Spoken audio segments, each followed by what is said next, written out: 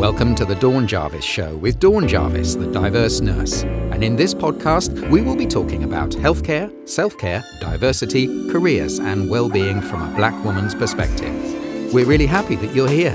So if you're ready, let's get on with the show. Hello, everybody. Welcome to another episode of the Dawn Jarvis Show. And I'm Dawn Jarvis, the diverse nurse. And this podcast, I talk about and to busy leaders, professionals and business owners who are part of my diverse nurse network. I learn about who they are, what they do and why they do it, and how they keep themselves focused, positive and productive. Today, I'm delighted to be joined by the wonderful Karen Bashford, and she's going to be teaching us how to empowering women to manifest the life they love after abuse and trauma.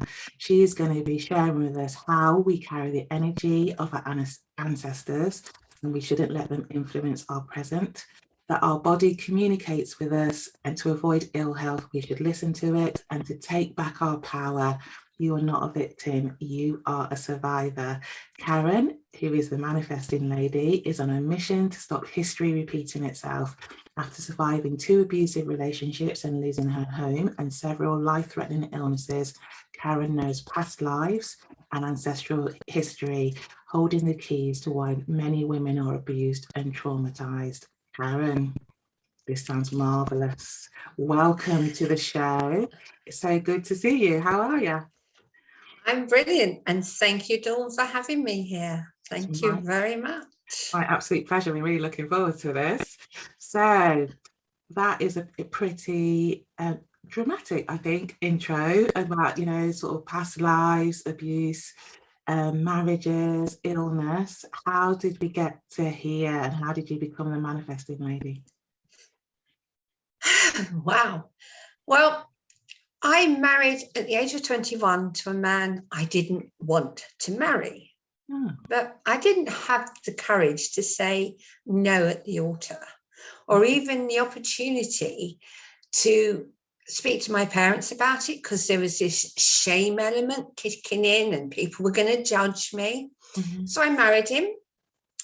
And 16 years later, I landed up divorcing him. Mm-hmm. But instead of giving myself time to recover from that relationship, which was quite abusive emotionally, mm-hmm. I went straight into another relationship, mm-hmm. which was physically as well as emotionally abusive. Oh dear. And it was like, I kept asking, why is this happening to me? And finally got out of that relationship, but then I started becoming ill. And it was like, why now? Why am I ill now? And that was the start of my journey. I wanted to know why abuse, why illness, and why wasn't I managing my money? Mm. Because that's why I lost my home, because I wasn't managing my money.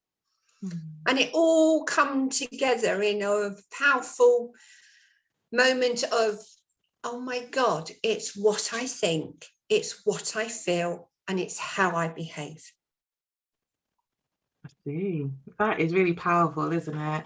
And it's really interesting because I've met you and people like you, and before sort of my sort of business only journey, I really wasn't sort of like, I didn't really sort of get sort of manifesting or you are what you think and things like that. But now I totally get it, and how sort of like your thoughts follow you and they become you, and they you sort of like, it's like a self-fulfilling prophecy almost, isn't it, really? So Yes. Tell us a bit more about that. Well, on my journey to discover who I was, I trained as a hypnotherapist and NLP practitioner. Mm-hmm. Having worked in a bank for 20 odd years, I shouldn't have stayed that long, but you know what it's like, too scared to leave. So in the training as a hypnotherapist, I become aware on some of it that there was past lives coming up for me. Mm-hmm. And it was like, so I was a witch and I was being chased, mm-hmm. and I actually landed up dying. Mm-hmm. And that energy stays with you. But not only that, as I was going through the journey, it wasn't until probably about 20 years later did I realize that my mother and father never told me they loved me. Yeah. It never, ever really hugged me. It was something they could not do. It was something they could not say.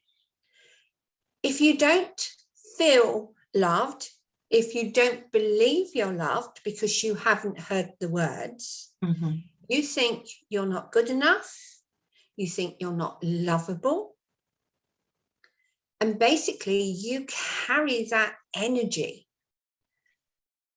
It's your beliefs, it's the energy you vibrate out. I'm not loved. So you go seeking love. But because you've got that energy of I'm not loved, you attract to yourself the same kind of people. Wow. They're not loved. Oh dear. So that's quite sad, isn't it? So there's a couple of things there, isn't there? So you talked about this energy from your past life, being a witch, somebody that's not loved, and then feeling that currently in present time, and sort of like how that you sort of like bring that with you, but also that influences your thoughts, and then you encourage the same sort of behaviors in your other relationships, because it sort of becomes your truth and where you're comfortable with those experiences. And sort of what you're saying is that you carry that with you, and that you I guess if you're aware of that, and you're aware of what this is, how that can and has sort of translated in time, it's about not letting it, that being aware of it but not letting it influence the now. Is that what you're saying, Karen? Yeah, definitely. Once I become aware that the witch situation, and I don't know whether people believe in past lives or not, but the work I do, that is something that continually comes up. Yeah.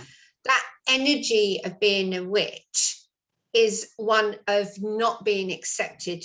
And when you're not accepted by society, you feel like an outcast. Yeah, I totally. So you're never ever going to be seeing yourself as acceptable.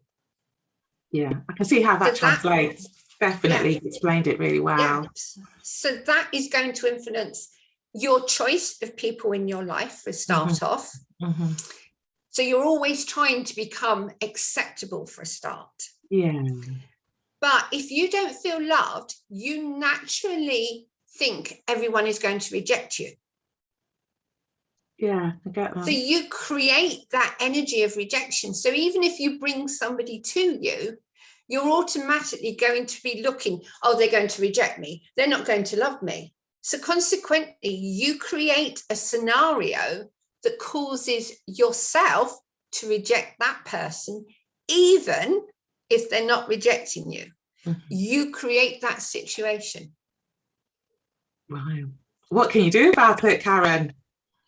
Awareness, big time awareness, because once you're aware, you can start taking actions that will help you. Yeah. For me, it was like, okay, so if I don't feel loved, what can I do? I started to learn to value myself first off. So it's recognizing I am lovable, that I'm allowed to love myself. I'm allowing love in. Now that can be love from an animal, from a child. Doesn't always have to be an adult. But it can also be doing things that you love doing. It's about recognizing that you're deserving of love. And when you demonstrate love to yourself by doing things, you're actually starting to recognize that it doesn't matter if an adult doesn't love me, if my mother doesn't love me, or my ex-partner didn't love me. It doesn't matter. What matters is you. Definitely. I really like that, actually. I really like that sort of like the awareness because we all carry trauma. Things Mm. happen, don't they? Things that we don't want to happen. You know, I, like you, have been married before, probably to the wrong person for whatever reason, and sort of recognize that sort of like repeating behaviors, definitely. And I think you can get stuck in that, can't you? And I think there's nothing you can do about it. No. But I think what you're saying is that recognizing it is the key, isn't it? And then it's practicing those behaviors that are like, so, you know, is that true? Am I not lovable? No, of course it's not true. No. You know, and we recognize that sort of objectively, but that's to do that for ourselves is a different thing. And then you have to practice those behaviors as if it's not true, and then it isn't true, is it really? Because I'm a real, as I said, I'm a real convert to sort of like this positive thinking and manifesting what you want to happen. You know, saying, if you say it, so I am lovable, you are lovable. That's just a fact, isn't it, really? And I've spoken to other people about that, and it's just like, you've got to say it. Just say it to yourself and to other people, and that becomes the reality. You create your own reality, don't you? Definitely. You know, I'm a nurse and we're relating this, and I love the way, so we've talked about this, how you relate this to health, because then one of the things you're saying is that, again, with that, your body is communicating with you, and you talked about your own ill health. So, you know, talk to me a little bit about that and about how that's great, because you talked about, you know, you became ill and you wondered why. So tell me about that. Okay, well, the biggest thing that happened to me was an autoimmune disease. It was actually life-threatening, because technically I should have got it at 4 years old, but I decided to develop it at 40. And one of the things I've realized with autoimmune disease is it's your body's way of trying to tell you you are out of balance. Autoimmune disease is to do with being, how do we put it? It's your body's reaction to the fact you don't feel you are loved. Yeah. So when you don't feel loved, your body is saying to you, you're out of balance. So if you start to become aware of how your body's communicating, you can start making differences. Now, I developed my autoimmune after I'd finished my relationship with my husband. And it was my body's way of saying, thank God you've dealt with this. Because I'd been holding on to so much emotion around my relationship, because, as I say, it was an emotionally abusive relationship. Yeah. And I was just holding on and holding on. Nothing was ever allowed out. I wasn't ever allowed to express what I really thought or felt. So my body was saying to me, please stop this. Yeah. And when I did, by getting divorced, it went, oh, I can breathe. Yeah. There's lots of evidence around the impact of stress and, you know, traumatic events on health. Actually, I do talk about this in talks relation to race, actually, and to, you know, trauma, you know, people who've been through abusive relationships, you know, how, you know, PTSD and actually how that affects your health on a long-term basis, both not only mentally but also physically. It actually changes your body chemistry. And, you know, so what I hear you saying is that the effects of, you know, this continued stress and holding it in. Now, women, they hold it in, they manage, don't they? You had a job, you traditional industry, you did your thing, and you know ran your home, looked after your family, blah blah blah, but all this thing is going underneath, and there's real evidence around how that has a cumulative effect on people. And then, you know, that they can just, you know, become diabetic, they can become, you know, I'm allergic to wheat, and they're gluten intolerant immediately, and it's come from nowhere. But it hasn't come from nowhere. It's actually come from, you know, years and years and years and years of things that have had a cumulative effect. So really hearing what you're saying there. Well, for me, one of the things that what I love about working with the women I work with is potentially it can stop breast cancer. Yeah. Because breast cancer is about rejection and abandonment. Whether that's happened or not, That's what they believe. So that's how the body deals with it. And obviously the breasts are to do with nurturing. So if they don't feel they've been nurtured, the body reacts, hence breast cancer. Yeah.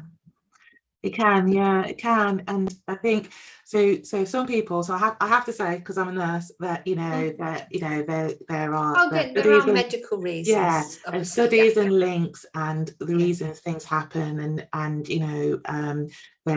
sometimes people can't prove causal links, but they're there qualitatively. That's what people's reported experiences is, and that is not to deny experience. No, so I know, because I know I was trained in a biomedical model, I sort of have to say that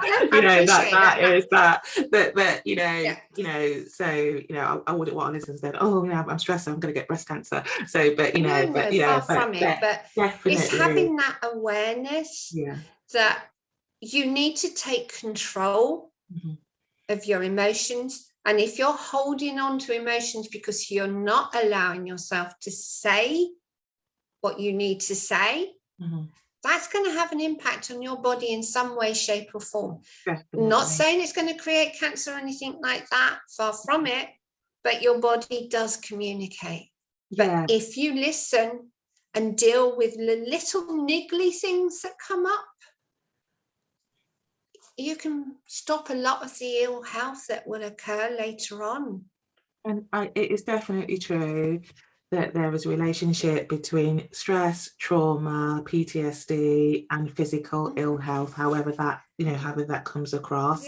And the best thing we can do to mitigate against that is exactly what you're saying: to be aware of our emotional health, to be aware of the impact that stress and trauma actually has a cumulative effect on our life, and plan for it. That's not to say you won't become ill, but but it also means that if you do become ill, you've got a better chance of fighting it because you're in a more positive frame of mind, and that is definitely backed up by empirical evidence. So you're absolutely right.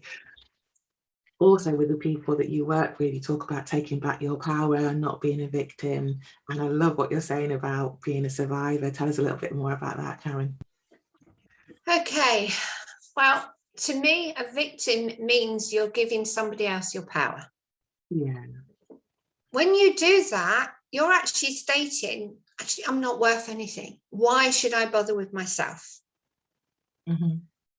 But when you stop thinking yourself as a victim, it doesn't matter what's happened to you, whether you've been raped, whether you've been physically abused, whether you've been emotionally abused, it does not matter.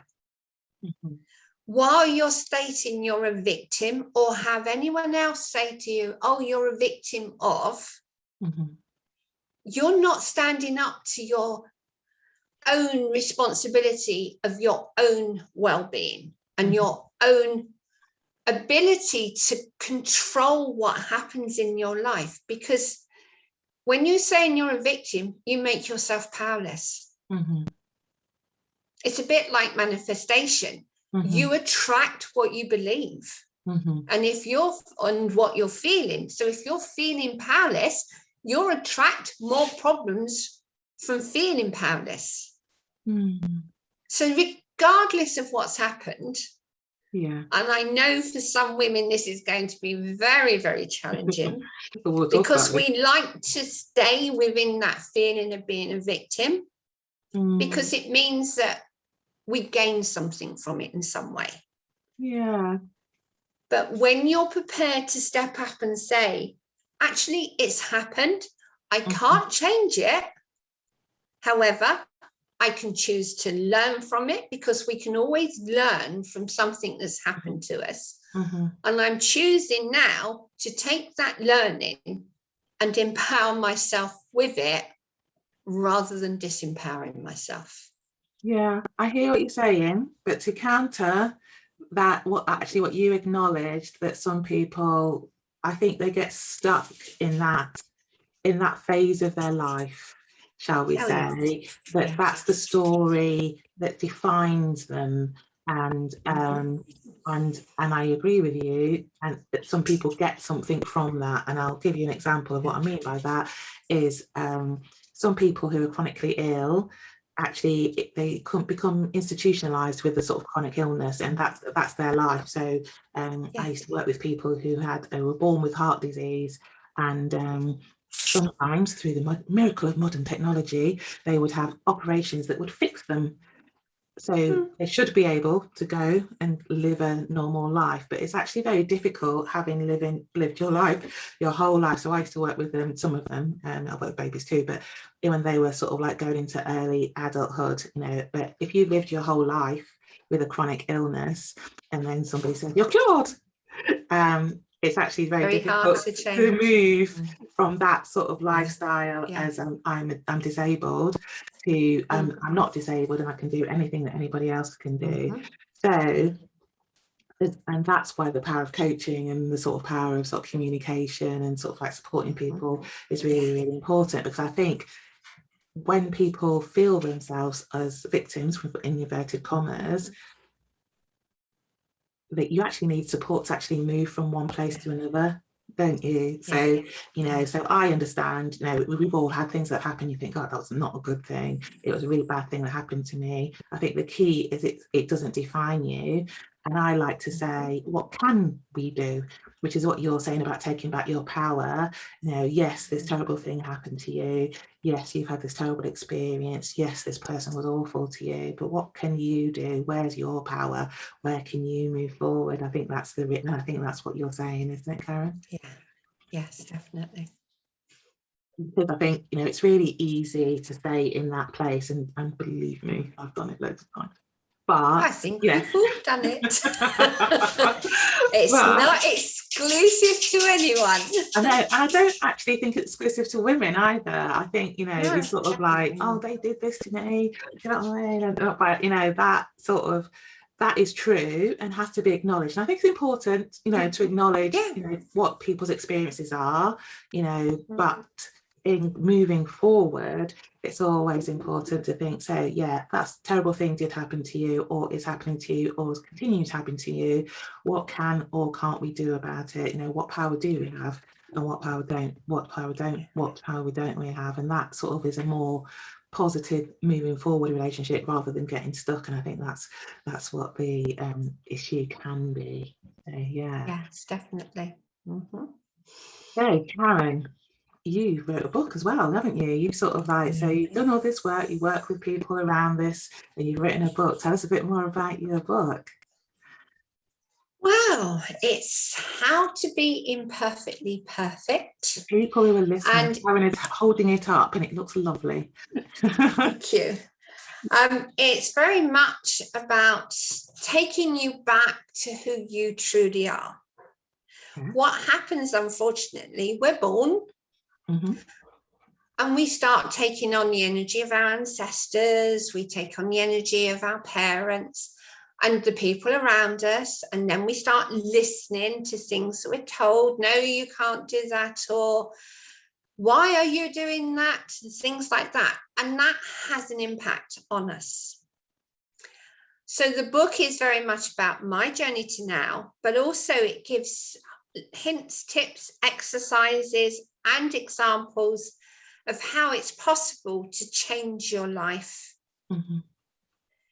by creating different energy within yourself, by releasing the past and taking back your power, by recognizing you're entitled to have boundaries. You must value yourself. And when you've done all that, you can start manifesting. Which is brilliant and really good, and sort of like, so that well, I will have links in the show notes to Karen's book. I recommend that you and she sort of like builds on the points that we've been talking about today. And do you also have something you want to share, like a freebie you want to share with the audience as well, so they can get started on this journey? I certainly do, and it's a ebook that's downloadable, and it's from confusion and frustration to control, balanced, and fulfilled. Oh, I'm loving that. And it's literally looking at your life. Where are you unbalanced? What areas are you just focusing on but forgetting about the rest? Because to be truly fulfilled and to truly manifest what you want, you have to bring everything into balance. Definitely. And how do you keep, so this is, nominally around health and wellness, and, and we always talk about it as relation to sort of my guests or what I think around, health and wellness, because it's all part of your holistic self, isn't it? So, so one of the things I always ask my guests is, how do you stay focused, positive and productive? You're a business owner, you work with people, you have to be quite boundaried. It's very time intensive and you're giving a lot of yourself. So that's my first question. And the second question is that, how do you manage your own health and wellness? I know that you've been ill before, and you've sort of found these methods to sort of think about things and be really positive about it and move forward. But so how do you embody sort of what you're saying, basically? Well, I love nature. Mm-hmm. So I put myself out in nature. I live very close to nature, so I've got nature all around me. Mm-hmm. So that keeps me balanced. I make sure that I ground myself on a regular basis. I also have this habit of checking in with my body. Mm-hmm. What's not right? What's feeling off? What are you trying to tell me? And quite often I'll be, oh, okay, you're unhappy with what I'm drinking. Okay, I'll change it, because my body, I've learned that my body is very, very good at communicating. Yeah. I've had such practice now with it that I know instantly when something's off.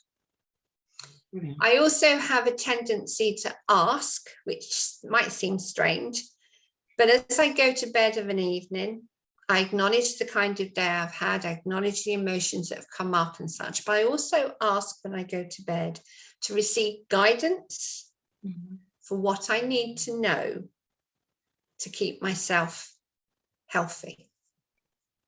And it's phenomenal what you can discover. It's true, so you're not the first person who said that to me, actually, around that sort of and actually the person who said it to me, they do that at the beginning of the day. They sort of ask for ask for the sort of day that they want, and to sort of have the to be shown what they need to get that. So yeah, you're not so you're not the first person, I think, and it works very well for that person as well. So that's a really really good tip around that. And and does it work? Yes, my body is very good at telling me what I need to do, but I'm also conscious of the fact that when I ask, I have to listen, and I will always receive. That's fantastic. So how can people stay in touch with you, hear more about you and your journey, the work you do, if they want to work with you or just see how you're progressing? How can people get in touch with you, Karen? Well, I'm on Facebook as the Manifesting Lady. I'm on LinkedIn as Karen Bashford. I am on Instagram as Karen Bashford, 4323. And I've got my own website, Karen Bashford, although that will be changing to the Manifesting Lady. Wow.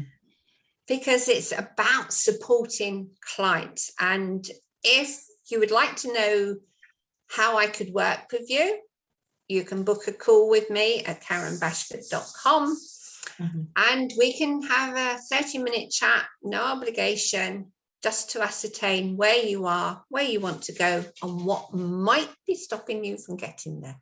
Yeah, that's good. That's good. And I recommend that you do that.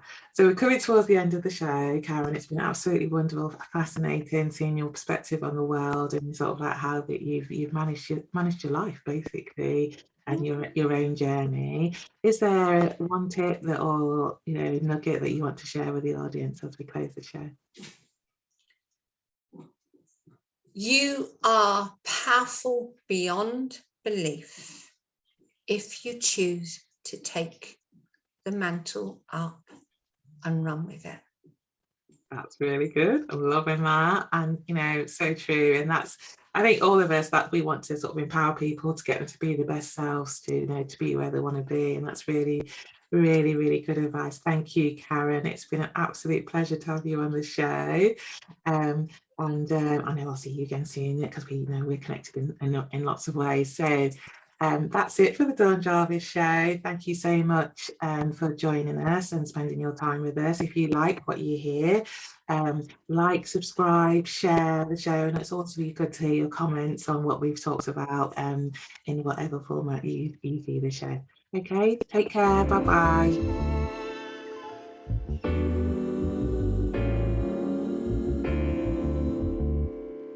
Thank you for listening to the Dawn Jarvis Show. If you enjoyed this episode, there are 2 things you can do. Number 1, leave Dawn a rating and a review on Apple Podcasts. It would mean so much to her if you took a moment out of your time to post your thoughts on the show.